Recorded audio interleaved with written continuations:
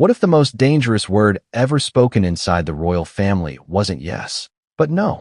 Not a polite refusal, not a carefully worded palace statement, but a hard, furious rejection that slammed shut every remaining line of communication between a king and his son. But before we continue, please subscribe and turn on the notification bell for updates. Because according to multiple whispers swirling behind palace walls, this wasn't just another disagreement. This was the moment everything broke. It started quietly. That's how these stories always begin. No flashing headlines. No public announcements. Just a request. A carefully framed appeal. A conversation that was meant to stay private. And at the center of it all was a question that, once asked, could never be taken back. Should Lilibet have a place in the line of succession? Now pause right there. Ask yourself something honestly. Why would that question, on its own, be enough to ignite royal fury? Why would it provoke not discussion, but exile? Because this wasn't about a child. And it wasn't about love. It was about power, precedent, and control over the future of the crown.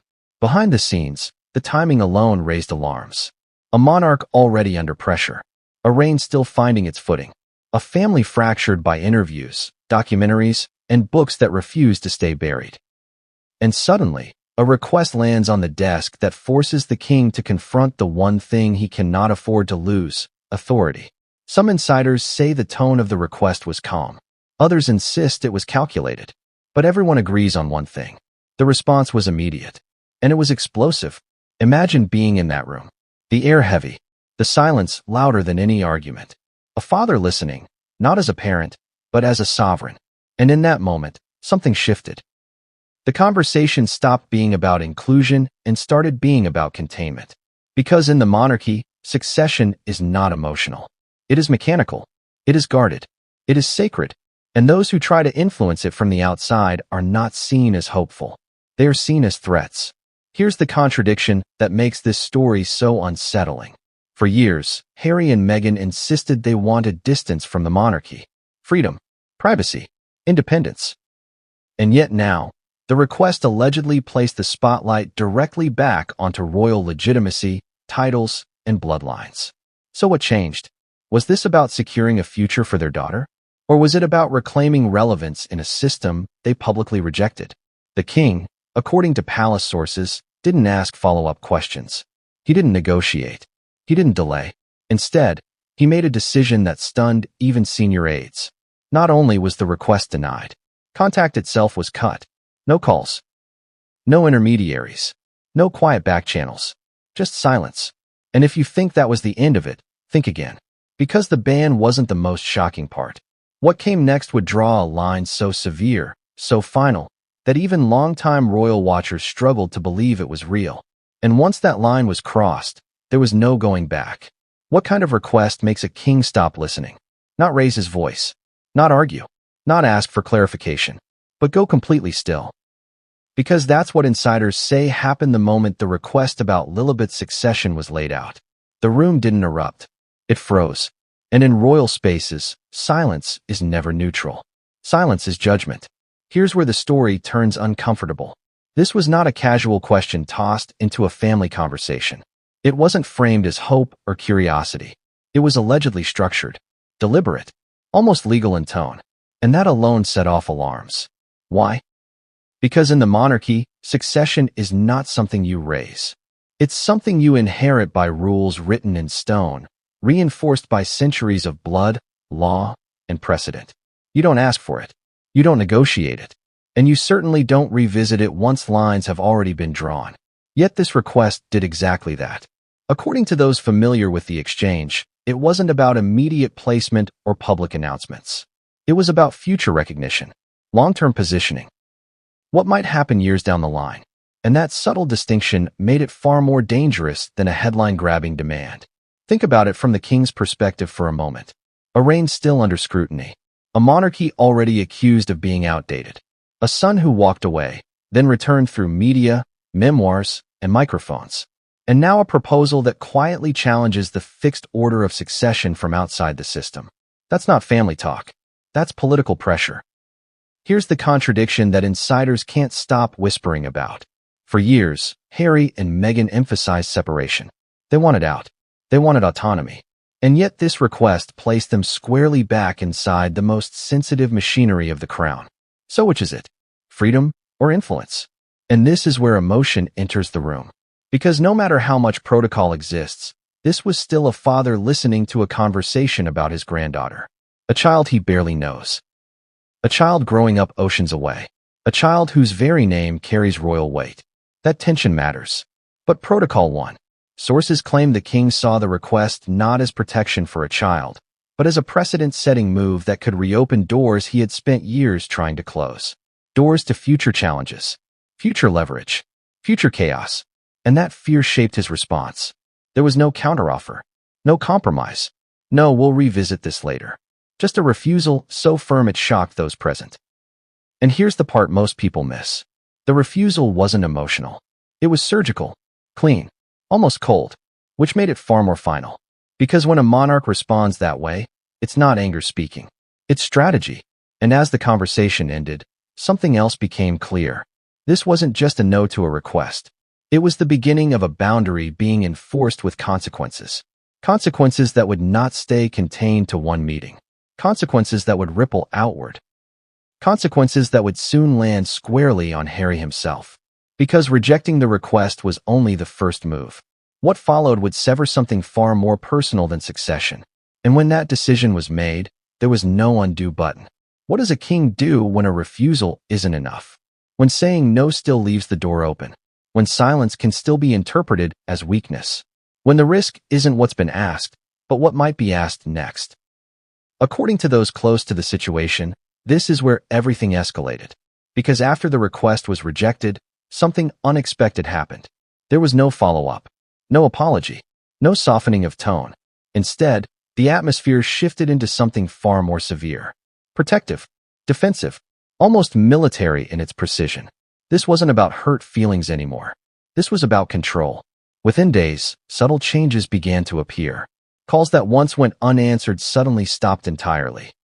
Messages that used to pass through aides never arrived. Names that were once spoken cautiously in palace corridors were no longer spoken at all. And that's when it became clear. This wasn't distance. This was a ban. No private conversations. No intermediaries. No just checking in. Total shutdown. Ask yourself this. What kind of father does that? And more importantly, what kind of king feels he has to? For Charles, insiders say the line had been crossed. The concern wasn't just about succession anymore. It was about information, about influence, about narrative control. Because in the modern monarchy, leaks don't come through official statements. They come through families. And Harry, whether intentionally or not, had become a liability. That's the brutal irony here. The same son who once complained about being trapped by the system was now, in the king's eyes, a potential gateway back into it. A risk vector. A channel that could reopen debates Charles believed were settled forever. And so the decision was made. No contact meant no leverage. No contact meant no misunderstandings. No contact meant no surprises. Emotionally, this was devastating.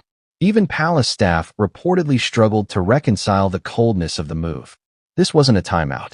This wasn't space. This was removal. Harry, according to sources, was blindsided. Think about that for a second. A man who has spoken publicly about reconciliation, about healing, about rebuilding trust, suddenly met with absolute silence. No explanation. No negotiation. Just absence. And Meghan? Those close to her described shock turning into fury. Because the ban didn't just isolate Harry. It isolated their children. It froze them out of conversations that define royal identity, even from a distance. Here's the contradiction that makes this chapter so dark.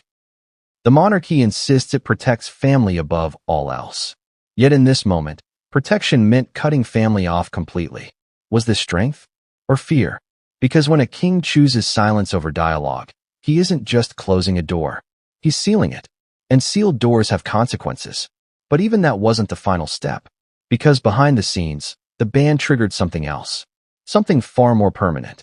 Something that would redefine where Harry and Meghan stood. Not just emotionally, but historically. And once that mechanism was set in motion, there was no way to stop it. Every ban creates a before and an after.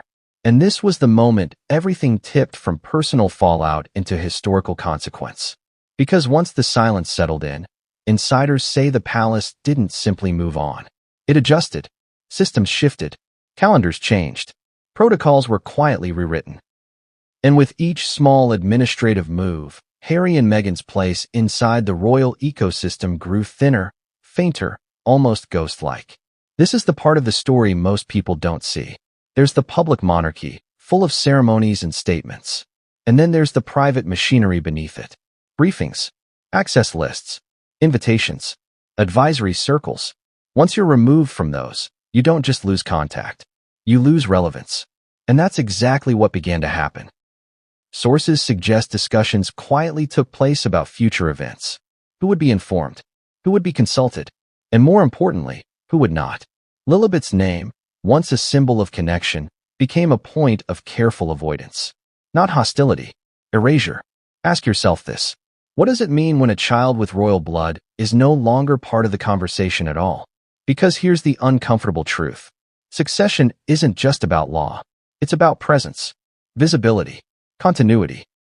And without contact, without acknowledgement, those things wither. For Harry, this marked a turning point.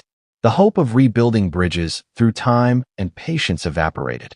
There was nothing left to wait for. No response to interpret. No signal to decode. Just finality.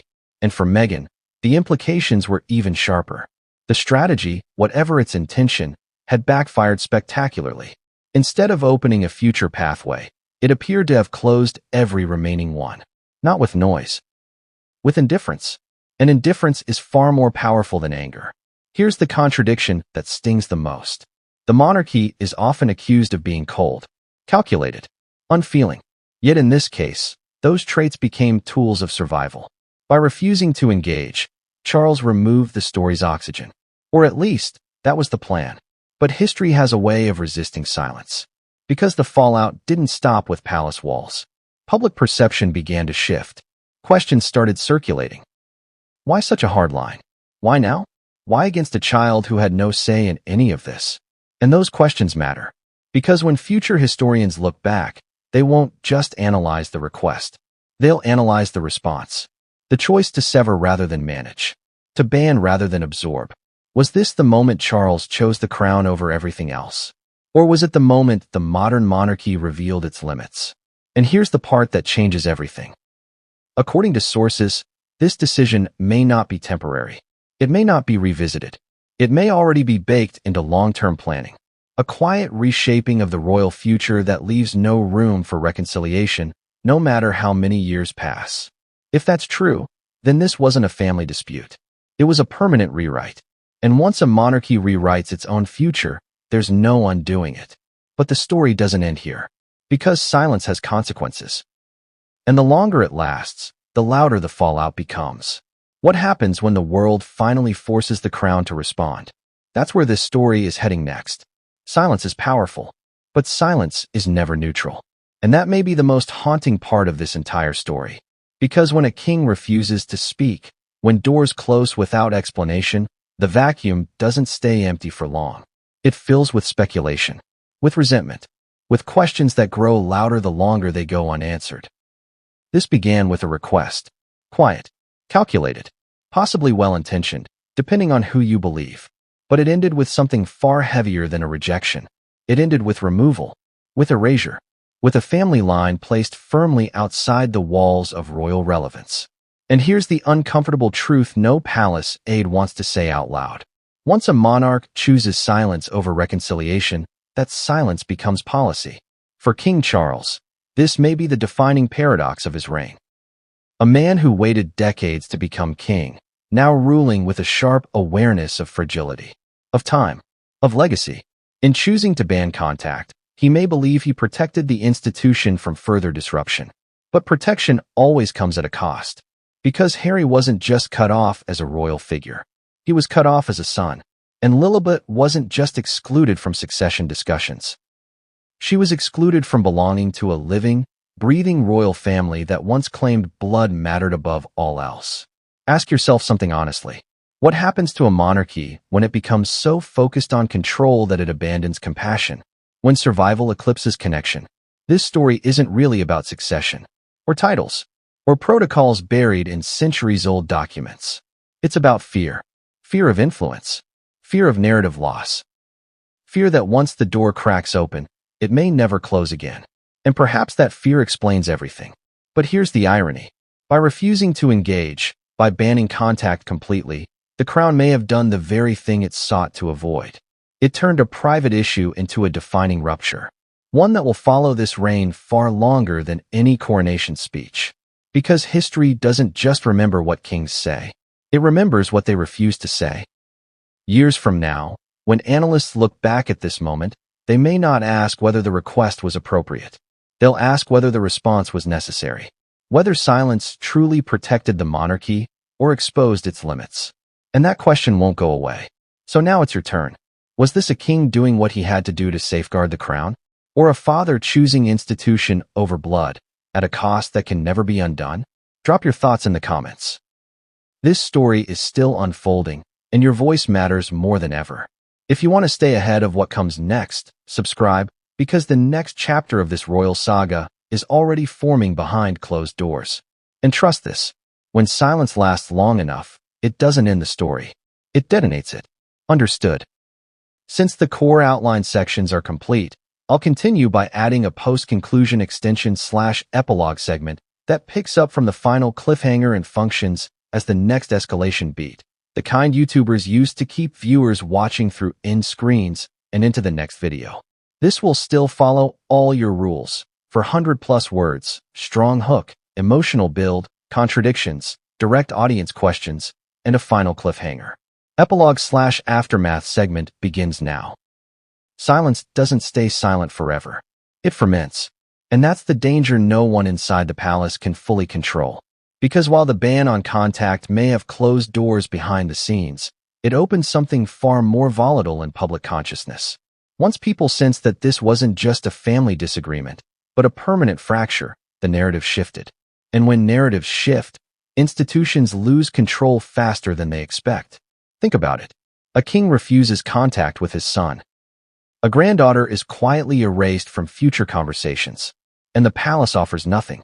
No clarification. No reassurance. No soft landing. What fills that void? Suspicion. And suspicion spreads faster than facts. Royal watchers began connecting dots that were never meant to be connected. Commentators questioned whether this silence was strategic or panicked. Was the monarchy projecting strength, or was it bracing for something it didn't want to confront publicly? Here's the contradiction that makes this moment so unstable. The crown thrives on continuity, predictability, tradition, but total silence creates uncertainty, and uncertainty is corrosive. It invites speculation not just about Harry and Meghan, but about the monarchy's future itself. Ask yourself this. If the institution is so confident in its rules, why does it need